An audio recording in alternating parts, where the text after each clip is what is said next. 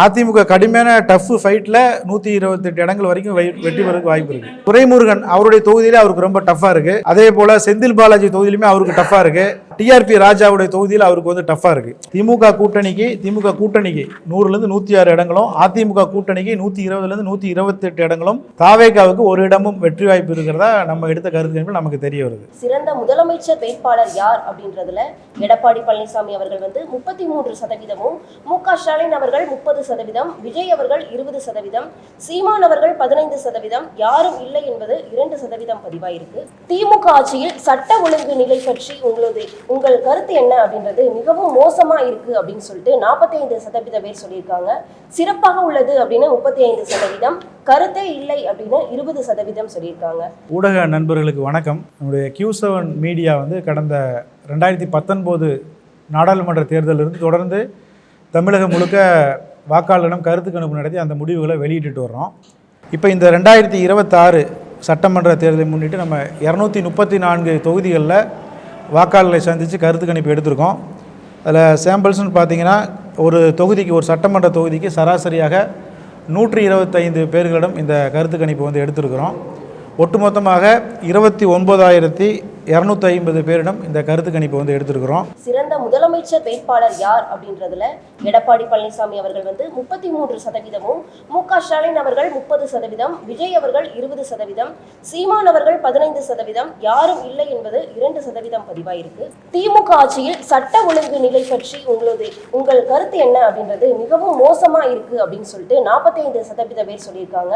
சிறப்பாக உள்ளது அப்படின்னு 35%, கருத்தே இல்லை அப்படின்னு 20% சொல்லியிருக்காங்க. தொகுதி வாரியாக முன்வச்ச கேள்விகள் என்ன அப்படின்னா, உங்க எம்எல்ஏ எந்த கட்சியை சேர்ந்தவர், அவரது கடந்த கால செயல்பாடு திருப்தி அளிக்குதா, இந்த முறை எந்த கட்சி ஆட்சி அமைச்சா நன்றாக இருக்கும் அப்படின்னு நீங்க நினைக்கிறீங்க, பிரதான கட்சிகள்ல எந்த கட்சியின் வாக்குறுதி உங்களை கவர்ந்தது, உங்கள் முதலமைச்சராக யார் வர வேண்டும் அப்படின்னு இவ்வளவு கேள்விகள் தொகுதி வாரியாகவும் முன்வைக்கப்பட்டிருந்துச்சு.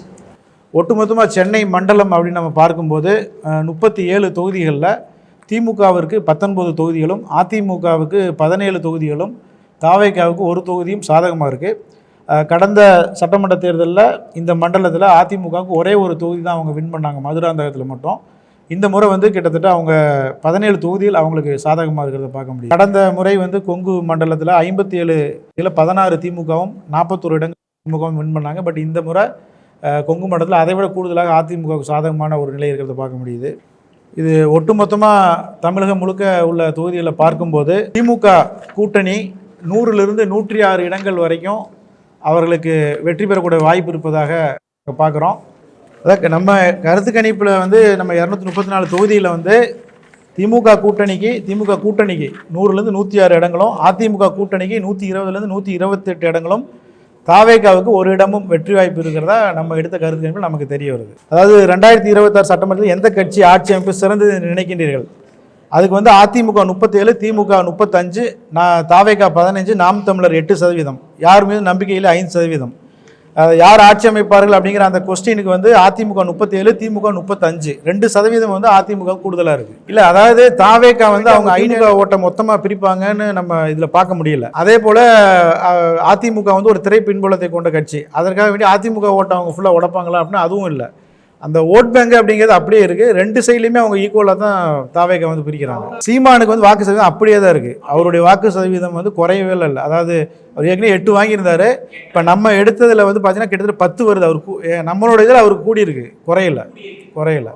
அதிமுக கடுமையான டஃப் ஃபைட்டில் 128 இடங்கள் வரைக்கும் வெற்றி பெறதுக்கு வாய்ப்பு இருக்குது. நம்ம நிறைய இடங்களில் கடந்த தேர்தலில் ரொம்ப குறைவான வாக்குகள் அதிமுக தோல்வி அடைஞ்சிருக்கிறாங்க. அதெல்லாம் வந்து அந்த தொகுதிகள்லாம் பார்த்தீங்கன்னா நிறைய தொகுதிகளில் வந்து நான் தொகுதி வாரியாக வேணால் உங்களுக்கு நான் சொல்கிறனாலும் சொல்கிறேன். அதில் பார்த்தீங்கன்னா நிறைய தொகுதிகளில் திமுகவே வந்து வேட்பாளர்களை மாற்றிருக்கிறாங்க, குறைவான வாக்கில் ஜெயிச்சிருக்கிறாங்க. அந்த தொகுதியில் மீண்டும் திமுக வேட்பாளர் நிறுத்தலை, கூட்டணி கொடுக்குறாங்க, இல்லை வேறு இடத்துக்கு மூவ் ஆகிறாங்க. அந்த வெற்றி பெற்ற எம்எல்ஏ வந்து வேறு தொகுதிக்கு மூவ் ஆகிறாரு. அப்போ அங்கே ஏற்கனவே போட்டிட்டு குறைவான வாக்கில் ஜெயிச்ச அதிமுகவிற்கு அது சாதகமாக இருக்குது. இப்போ நிறைய தொகுதிகளில் இன்னும் குறிப்பிட்டு சொல்லணுன்னா துரைமுருகன் அவருடைய தொகுதியிலே அவருக்கு ரொம்ப டஃப்பாக இருக்குது.